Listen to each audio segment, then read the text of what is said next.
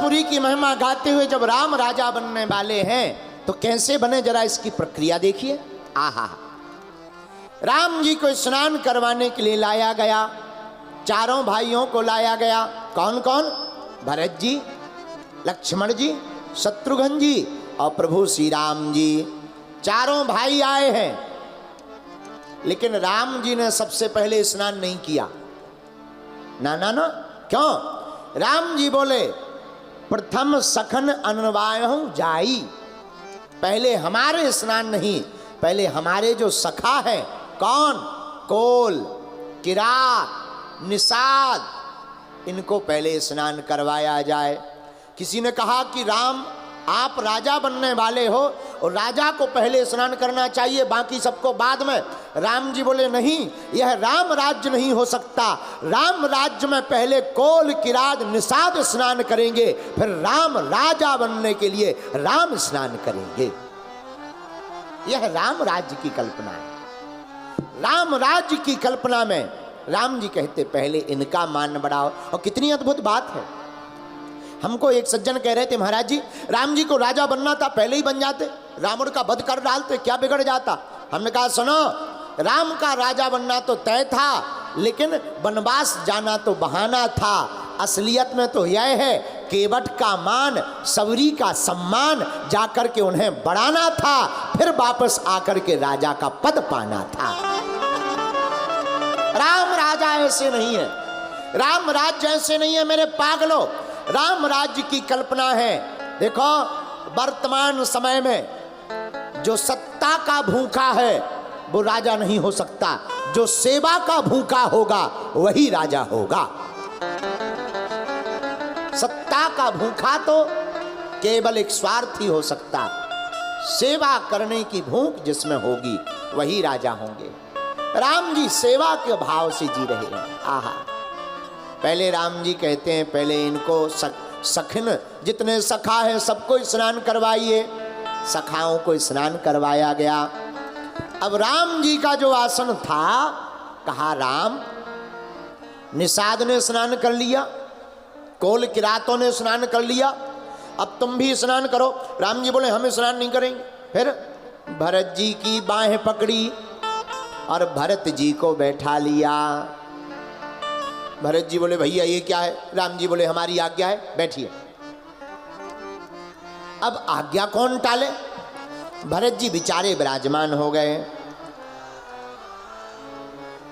पुनि करुणा निधि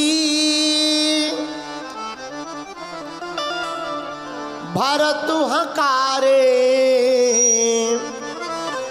और निज कर राम जटा निरुआरे। राम जी ने भरत जी को विराजमान कराया, आप बैठ जाओ। भरत जी बैठ गए और राम जी अपने हाथों से भरत जी की जटाओं को सुलझाने लगे। जैसे ही सुलझाने लगे सोई भरत जी की आंखों में आंसू आ गए।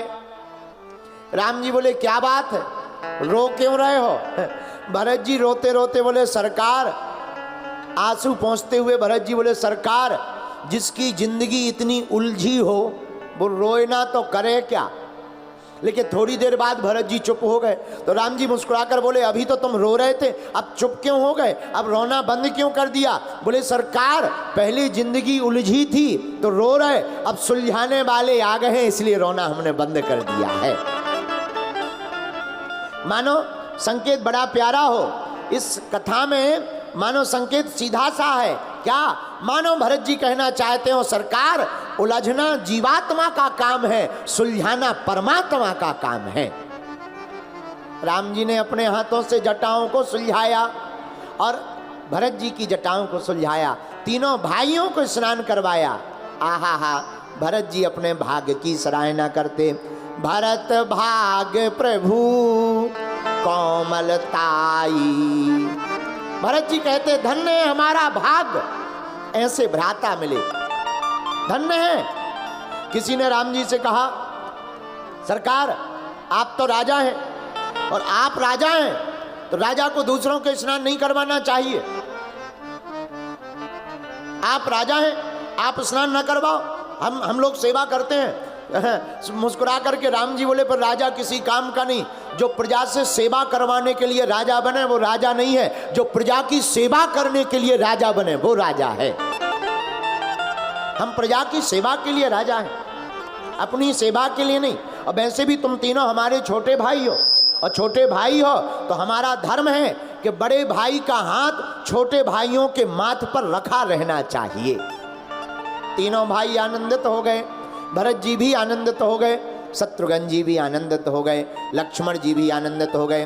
राम जी ने स्नान किया, आहा, अपने हाथों से, किसी की सहायता नहीं ली, किसी की मदद नहीं ली, अपने हाथों से जटाओं को अलग किया, जटाओं को ठीक किया। किसी ने कहा, इतने सेवक हैं, आप राजा हो, किसी की मदद ले लो, एक आध भाई को पकड़ लो। राम जी मुस्कुरा करके कहते हैं, पुनि निज जटा राम बिबराए। राम जी कहते, भैया जो राजा स्वयं अपना काम हाथ से ना कर पाए, अपनी तन की सेवा स्वयं ना कर पाए, वो वतन की सेवा क्या खाक करेगा? जो अपने तन की सेवा राजा ना कर पाए, वो वतन की सेवा क्या खाक करेगा? इसलिए राजा का धर्म है अपने तन की सेवा स्वयं करे और वतन की सेवा भी राजा स्वयं करे। आहा, भरत जी ये भाव देखकर गदगद हो गए। इसीलिए गोस्वामी तुलसीदास जी ने लिखा, देहे के देवे के भौतिक तापा,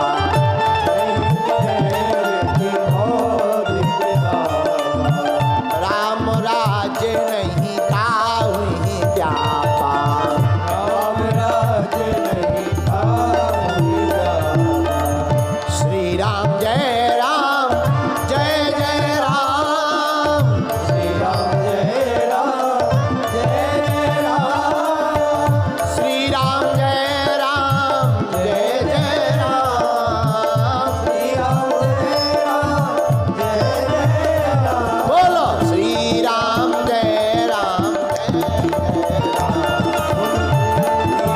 जय जय राम, हाँ श्री राम जय राम, जय राम, श्री राम जय राम, आहा हा। अब जब राम जी ने स्नान कर लिए, अपनी जटाओं को बिबरा लिया, फिर राम जी सुंदर वस्त्र पहन करके आए। और जैसे ही सुंदर वस्त्र पहन करके आए तो राम जी को देख करके सभी मोहित हो गए।